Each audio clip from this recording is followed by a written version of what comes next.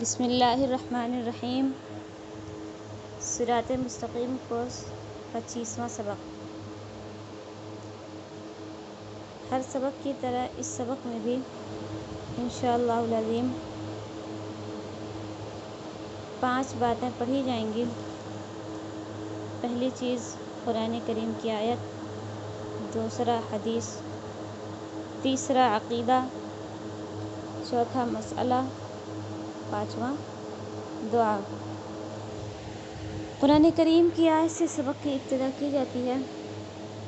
بسم اللہ الرحمن الرحیم۔ نمبر 1، ائمہ فقہا کی تقلید کا ثبوت۔ اعوذ باللہ من الشیطان الرجیم، بسم اللہ الرحمن الرحیم۔ فاسألوا اہل الذکر ان کنتم لا تعلمون۔ اگر تم نہیں جانتے تو اہل علم سے پوچھ لو۔ سورہ نحل آیت نمبر 43 میں اللہ تعالیٰ فرماتے ہیں کہ اگر تم نہیں جانتے تو اہل علم سے پوچھ لو، یعنی یہاں پر اللہ تعالیٰ نے کہا ہے کہ اگر تمہیں قرآن حدیث کسی چیز میں کوئی مسئلہ نہیں معلوم ہے تو تم اہل علم سے پوچھ لو۔ اب ضروری نہیں ہے کہ تم خود بخود اس مسئلے کو ڈھونڈنے لگو، اپنے سے مسئلہ نکالنے لگو، کیونکہ فقہا کی تقلید کرنا یہ ہمارا فریضہ ہے۔ فقیہ اس عالم دین کو کہتے ہیں جو قرآن، حدیث، اجماع اور قیاس کی روشنی میں دینی مسائل کو اچھی طرح سمجھتا ہو اور ان کے احکام بیان کر سکے، جو لوگوں کو شرعی حکم بتاتا ہو، جیسے مثال کے طور پہ امام ابو حنیفہ رحمۃ اللہ علیہ، امام مالک رحمۃ اللہ علیہ، امام شافعی رحمۃ اللہ علیہ، امام احمد بن حنبل رحمۃ اللہ علیہ، یہ بڑے فقیہ تھے۔ یعنی یہ چاروں ائمہ یہ فقیہ ہیں، انہوں نے دین کے مسائل کو استنباط کیا، نکالا ہے، یعنی جو چیزیں قرآن اور حدیث میں آپ کو ڈھونڈنے سے نہیں ملیں گی، جو مسائل ان کو ثابت کیا ہے، ان کو نکالا ہے فقہا نے، تو ان فقہا کی تقلید کرنا ہمارا فریضہ ہے، یعنی ہمیں ان کی بات ماننا ہے۔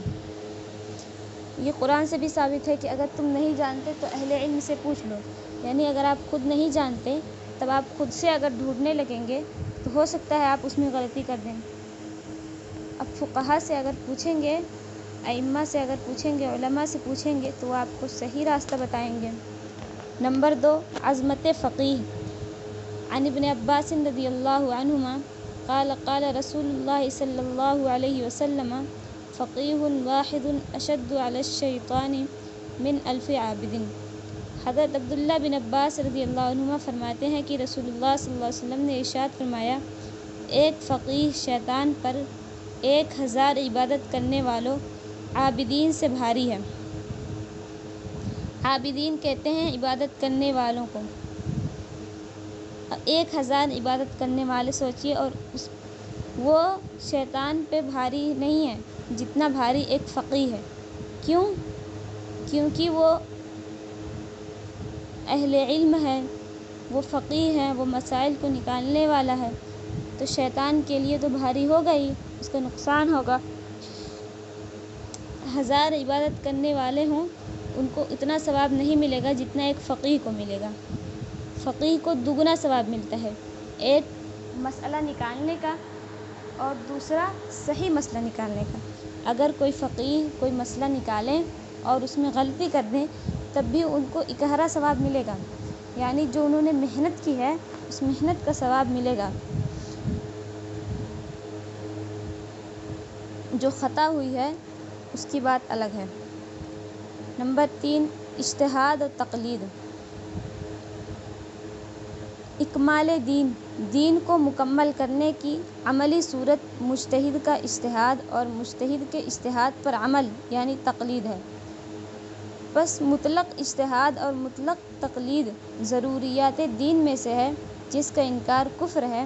البتہ متعین 4 ائمہ، امام اعظم ابو حنیفہ نعمان بن ثابت، امام مالک بن انس، امام محمد بن ادریس شافعی اور امام احمد ابن حنبل رحمہم اللہ کی فقہ اور تقلید کا انکار کرنا گمراہی ہے۔ چونکہ حق اہل سنت والجماعت کے مذاہب اربعہ کہتے ہیں، حنفی، شافعی، مالکی اور حنبلی کو، تو وہی ہے کہ حق اہل سنت والجماعت کے مذاہب اربعہ میں بند ہے۔ اس لیے نفس پرستی اور خواہش پرستی کے اس زمانے میں چاروں اماموں میں سے کسی ایک کی تقلید واجب ہے۔ یہ جو چاروں امام ہیں یہ مجتہد ہیں، ان کا اجتہاد ہے کہ انہوں نے مسائل کو نکالا ہے۔ اب یہ چار امام ہیں، امام ابو حنیفہ، امام شافعی، امام مالک اور امام احمد ابن حنبل رحمہم اللہ۔ اب ان چاروں میں سے کسی ایک کی تقلید کرنا یہ ہمارے اوپر واجب ہے۔ اگر ہم ان میں سے چاروں میں سے کسی ایک کی بھی تقلید نہ کریں بلکہ ادھر ادھر بھٹکیں، ایک مسئلہ ان کا دیکھیں، ایک مسئلہ ان کا دیکھیں، جہاں پر آسانی ہو وہاں ڈھونڈنے کی کوشش کریں تو یہ صحیح نہیں ہے۔ اگر آپ کسی امام کی تقلید کر رہے ہیں، جیسے مثال کے طور پر آپ امام ابو حنیفہ کی تقلید کر رہے ہیں، ان کے مسلک پر عمل کر رہے ہیں، تو آپ ان کے مسلک کی ساری باتوں پر عمل کریں۔ ایسا نہیں ہے کہ ایک بات آپ امام ابو حنیفہ کی مانیں، دوسری امام شافعی کی، تیسری امام مالک کی، ایسا بالکل نہیں ہے، ایسا درست بھی نہیں ہے۔ نوٹ: ہم اور ہمارے مشائخ تمام اصول و فروع میں امام اعظم ابو حنیفہ نعمان بن ثابت رحمہم اللہ کے مقلد ہیں۔ یہ بات ہمیں اچھی طرح جاننی چاہیے۔ آپ سے اگر کوئی سوال کرے کہ ہم کس کے مقلد ہیں، ہم کس کے مسلک پر عمل کرنے والے ہیں، تو آپ لوگ بتا دیجیے گا کہ ہم امام اعظم ابو حنیفہ کے مقلد ہیں، ہم ان کے مسلک پر عمل کرنے والے ہیں، ہم حنفی ہیں۔ اعتقادی و اجتہادی اختلاف: اعتقادی اختلاف امت کے لیے زحمت ہے، بلکہ مجتہدین کا اجتہادی اختلاف امت کے لیے رحمت ہے۔ یعنی عقیدے کا اختلاف یہ جائز نہیں ہے، اور جو مجتہدین کا اجتہاد ہے یعنی اختلاف رائے کا ہونا، جو مجتہدین نے اجتہاد کیا ہے، الگ الگ انہوں نے مسائل نکالے ہیں، یہ امت کے لیے رحمت ہے، اور مقلدین و مجتہدین دونوں کے لیے باعث اجر و ثواب ہے۔ یعنی مقلدین جو تقلید کریں اور مجتہدین جو مسئلے کو نکالیں، ان دونوں کے لیے اجر و ثواب ہے، مگر درست اجتہاد پر 2 اجر ہے اور غلط اجتہاد پر 1 اجر ہے، بشرطیہ کہ اجتہاد کنندہ میں اجتہاد کرنے کی اہلیت ہو۔ یعنی جو شخص اجتہاد کر رہا ہو اس کے اندر اجتہاد کرنے کی اہلیت ہو۔ اب یہ نہیں کہ ہر کوئی لے کے بیٹھ جائے، اجتہاد کرنے لگے، مسئلہ نکالنے لگے، تو یہ درست نہیں ہے، اس کا اہل ہونا بھی تو ضروری ہے نا۔ آگے دیکھیے، اصول اربعہ دین اسلام کے 4 اصول ہیں۔ پہلا کتاب اللہ، دوسرا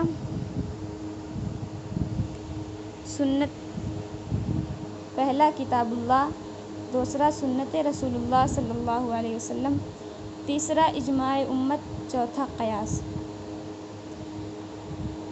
یعنی دین اسلام کے جو اصول ہیں، کتاب اللہ، اگر آپ کو کسی مسئلے پر عمل کرنا ہو، کوئی مسئلہ ڈھونڈنا ہو، کسی چیز کے بارے میں جاننا ہو، تو آپ سب سے پہلے کتاب اللہ میں تلاش کریں۔ کتاب اللہ میں نہ ملے تو سنت رسول اللہ یعنی حدیث میں دیکھیں، حدیث میں بھی نہ ملے تو اجماع امت، اور اگر اجماع امت میں بھی نہ ہو تو قیاس شرعی۔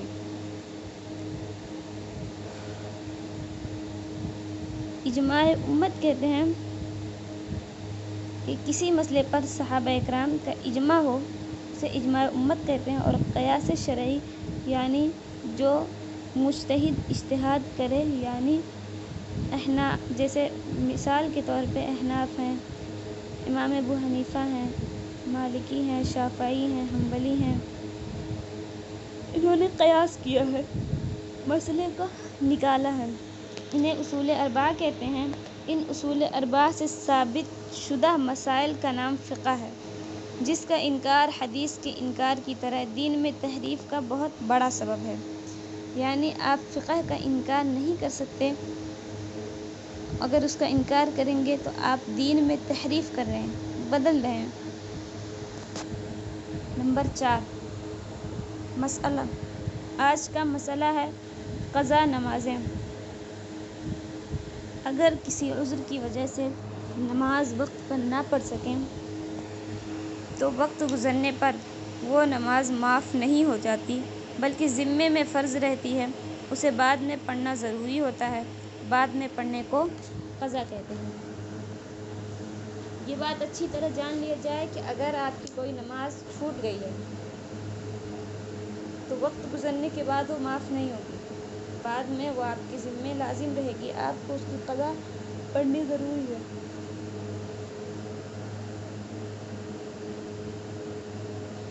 قضا نمازوں کی ادائیگی کے حوالے سے چند احکامات درج ذیل ہیں۔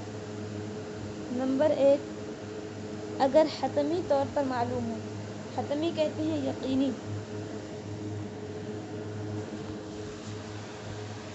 اگر حتمی طور پر معلوم ہو کہ میری فلاں دن اور فلاں وقت کی ایک یا کئی نمازیں رہ گئیں تو ان کی قضا کے لیے ان نمازوں کی مکمل تعین ضروری ہے۔ یعنی دن اور نماز کا متعین کرنا لازمی ہے۔ جیسے کسی خاتون کی اتوار کی عصر فوت ہو گئی تو اب اسے پڑھنے کے لیے یہ نیت کرنا ضروری ہے کہ میں اتوار کی عصر کی قضا پڑھ رہی ہوں۔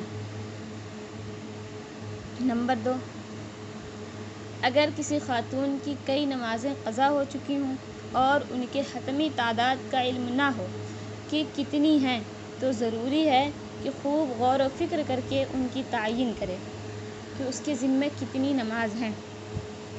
اگر حتمی یعنی یقینی تعداد معلوم نہ ہو سکے تو خوب سوچ بچار کے بعد غالب رائے سے جو تعداد متعین ہو اسے لکھ لے۔ گزشتہ کئی مہینوں یا سالوں کی قضا نمازیں پڑھنے کی صورت میں دن و تاریخ کی تعین کے ساتھ نیت کرنے کی ضرورت نہیں، بلکہ یوں نیت کی جا سکتی ہے کہ میرے ذمے فجر کی جتنی نمازیں ہیں ان میں سے پہلی پڑھتی ہوں، جتنی ظہر کی ہیں ان میں سے پہلی پڑھتی ہوں، اب جو پڑھ چکیں گے تو اس کے اگلے والی نمازیں پہلی بن چکی ہوں گی۔ اسی طرح نیت یوں بھی کی جا سکتی ہے کہ میرے ذمے فجر کی جتنی نمازیں ہیں ان میں سے آخری پڑھتی ہوں، جتنی ظہر کی ہیں ان میں سے آخری پڑھتی ہوں، اب جو پڑھ چکیں گے تو اس سے پہلے والی نمازیں آخری بن چکی ہوں گی۔ یوں ایک ایک کر کے اپنی تمام قضا نمازیں پڑھ لی جائیں۔ یعنی اگر کسی کے ذمے مہینوں اور سالوں کی نمازیں قضا ہے تو وہ دو طرح سے نیت کر سکتی ہیں۔ ایک یہ کہ میرے ذمے جتنی قضا نمازیں ہیں میں ان میں سے پہلی پڑھتی ہوں، اب اگر وہ ایک نماز پڑھ لی تو اس سے اگلی جو قضا نماز ہے، مثال کے طور پہ جتنی قضا نمازیں ہیں ان میں سے پہلی فجر کی پڑھتی ہوں، تو اب جو پہلی پڑھ لی فجر کی تو اس کے بعد جو اگلی ہے اب وہ پہلی بن گئی نا، اسی طرح سے آپ بار بار نیت کر کے پڑھ سکتی ہیں۔ اور دوسری طرح ایسے نیت کر سکتی ہیں کہ میرے ذمے جتنی فجر کی نمازیں قضا ہیں ان میں سے آخری پڑھتی ہوں، جتنی ظہر کی قضا ہیں ان میں سے آخری پڑھتی ہوں، اب جو آپ پڑھ چکی ہیں اس سے پہلے والی جو نماز ہوگی وہ آخری بن جائے گی، پھر اس کو پڑھ لیں گی، پھر اس کے پہلے جو ہوگی وہ آخری بن جائے گی۔ اسی طرح سے ایک ایک کر کے آپ اپنی تمام قضا نمازیں پڑھ لیں۔ نمبر 3، قضا نمازیں 3 ممنوع اوقات کے علاوہ ہر وقت پڑھی جا سکتی ہے۔ وہ 3 اوقات یہ ہیں: سورج طلوع ہوتے وقت، عین زوال کے وقت، سورج غروب ہوتے وقت۔ نمبر 4، قضا نماز فجر اور عصر کی نماز کے بعد بھی پڑھی جا سکتی ہے، لیکن کوشش کریں کہ سب کے سامنے نہ پڑھیں، چونکہ فجر اور عصر کی نماز کے بعد نفل پڑھنا جائز نہیں، اس لیے دیکھنے والے لا محالہ یہی سمجھیں گے کہ یہ قضا پڑھ رہی ہے، یعنی انہیں اس بات کا یقین ہو جائے گا کہ آپ قضا پڑھ رہی ہیں، اور نماز قضا کرنا گناہ کبیرہ ہے۔ اپنے گناہ کو حتی الامکان یا جہاں تک ممکن ہو سکے کسی دوسرے پر ظاہر نہیں کرنا چاہیے۔ نمبر 5، قضا نمازیں پڑھتے وقت صرف فرض پڑھے جائیں، سنتوں کی قضا نہیں، البتہ عشاء کے فرض کے ساتھ وتر کی قضا بھی ضروری ہے کیونکہ وتر واجب ہے۔ نمبر 6، سفر کی حالت میں اگر کوئی نماز رہ جائے تو اس کی قضا میں بھی قصر ہوگی، یعنی سفر میں قضا کرے یا حالت اقامت میں۔ اگر آپ کی سفر میں کوئی نماز، مثال کے طور پہ عصر کی نماز سفر میں آپ کی قضا ہو گئی، اب آپ اس کی قضا پڑھنے میں بھی قصر کریں گے، یعنی سفر میں قضا کریں یا حالت اقامت یعنی گھر میں ٹھہر کر قضا کریں۔ اگر حالت اقامت میں فوت شدہ نماز کو سفر کی حالت میں قضا کرنا چاہے تو وہ پوری پڑھنا ہوگی، یعنی ایسا نہیں کہ آپ اس میں قصر کر کے پڑھیں، کیونکہ مثلاً سفر میں ظہر کی نماز رہ گئی تو گھر آ کر اسے قضا کرے گی تو 2 رکعت ہی قضا کرے گی، کیونکہ سفر میں ظہر کی قصر 2 رکعت ہی پڑھی جاتی ہے۔ اسی طرح اگر گھر میں کسی مجبوری کی وجہ سے عصر کی نماز رہ گئی اور وہ سفر پر چلی گئیں، سفر میں عصر کی اس نماز کی قضا کرنا چاہے تو 4 رکعت ہی قضا کرے گی، کیونکہ اقامت میں یعنی گھر میں مقیم ہونے میں 4 رکعت ہی پڑھی جاتی ہے۔ نوٹ: قضائے عمری دراصل اسی ترتیب کے ساتھ قضا نمازیں پڑھنے کا نام ہے۔ باقی عوام میں جو قضائے عمری کا تصور ہے کہ فضیلت والی رات مثلاً شب برات یا شب قدر میں یا رمضان المبارک کے آخری جمعے میں قضا کی نیت سے ایک نماز پڑھ لی جائے تو سب فوت شدہ نمازوں کی طرف سے کفارہ بن جائے گی، یہ غلط تصور ہے۔ یعنی بعض لوگوں کا یہ تصور ہے کہ اگر ایک نماز پڑھ لی جائے فضیلت والی رات میں، شب قدر میں یا رمضان المبارک کے آخری جمعے میں، تو عمر بھر کی جو قضا نمازیں ہیں وہ سب کا کفارہ ہو جائے گا، یہ غلط ہے۔ اس طرح کرنے سے فوت شدہ نمازیں ذمے سے ساقط نہیں ہوں گی، یعنی اس طرح کرنے سے آپ کی جو نمازیں قضا ہوئی ہیں، فوت ہوئی ہیں، وہ آپ کے ذمے سے ختم نہیں ہوں گی۔ قضا شدہ نماز پڑھے بغیر صرف توبہ و استغفار کافی نہیں، توبہ بروقت نہ پڑھنے پر ہوگی، اور قضا اپنی جگہ ضروری ہے۔ توبہ آپ کریں کہ ہم نے وقت پر نماز نہیں پڑھی، لیکن قضا وہ اپنی جگہ ضروری ہے، آپ کو قضا کرنا لازمی ہے۔ اگر آپ یہ کہیں کہ ہم فضیلت والی رات میں ایک نماز پڑھ لیں اور وہ تمام نمازوں کی قضا ہو جائے جتنی ہے آپ کے ذمے، تو یہ صحیح نہیں ہے۔ نمبر 5، نماز کے بعد کی دعا۔ حضرت ثوبان رضی اللہ عنہ سے مروی ہے کہ رسول اللہ صلی اللہ علیہ وسلم جب نماز سے فارغ ہوتے تو 3 بار استغفار پڑھتے اور یہ دعا پڑھتے: اللہم انت السلام و منک السلام تبارکت یا ذو الجلال والاکرام۔ اے اللہ، تو سلامتی والا ہے اور تجھ ہی سے سلامتی ملتی ہے اور تو برکت والا ہے، اے عزت والے، شان والے۔ نماز کے بعد کی دعا ہے: اللہم انت السلام و منک السلام تبارکت یا ذو الجلال والاکرام۔ 25واں سبق آج مکمل ہوا۔